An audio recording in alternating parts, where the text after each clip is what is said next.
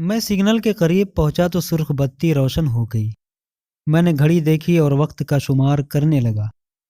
45 second بعد signal کھلا اور میں آگے بڑھ گیا۔ میں نے حساب لگایا کہ وہ گاڑی والا جو میرے ساتھ تھا اور سرخ اشارے کے باوجود رکے بغیر آگے بڑھتا چلا گیا، وہ اپنی منزل تک کتنا جلدی پہنچا ہوگا۔ اگر راستے میں 4 سگنل بند ملیں تو 45 سیکنڈ فی سگنل کے حساب سے کل 3 منٹ کی تاخیر اسے پیش آئی ہوگی۔ پھر میں نے سوچا، کیا ہماری قوم وقت کی اتنی پابند ہے کہ سیکنڈ اور منٹ کے حساب سے اپنی ملاقاتوں اور دفتری اوقات کی پابندی کرتی ہے؟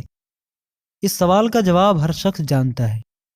پھر کیا سبب ہے کہ اپنی اور دوسروں کی جان خطرے میں ڈال کر سگنل توڑ دینا ہمارے معمولات میں شامل ہے؟ بے اختیار میرے ذہن میں قرآن پاک کی وہ آیت گونجی، خلق الانسان من عجل۔ انسانی مشین کو بنانے والے نے بڑے باکمال انداز میں مشین کا مسئلہ بیان کر دیا۔ انسان طبعاً جلد باز واقع ہوا ہے۔ جلد بازی کے اس رویے کو اچھی تربیت سے قابو میں نہ کیا جائے تو یہ انسان کے اوپر مسلط ہو جاتا ہے۔ ہماری قوم میں تربیت کے تمام ادارے کم و بیش تباہ ہو چکے ہیں، اس لیے جلد بازی جیسی منفی عادت کو ایک حد میں رکھنے کی کوئی سبیل نظر نہیں آتی۔ اس کا نتیجہ یہ نکلتا ہے کہ آئے دن سڑکوں پر موت کا رقص ہوتا رہتا ہے۔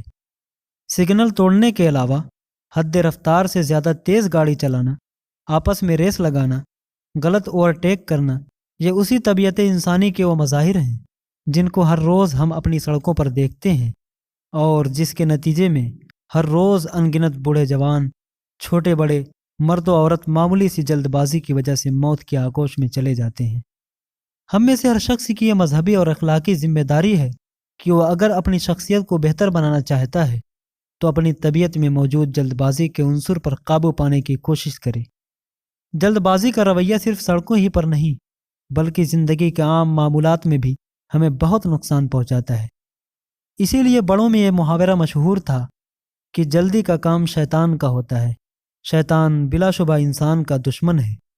وہ ہمیں جلدی میں مبتلا کر کے ہماری دنیا اور آخرت دونوں کو بدترین نقصان پہنچاتا ہے۔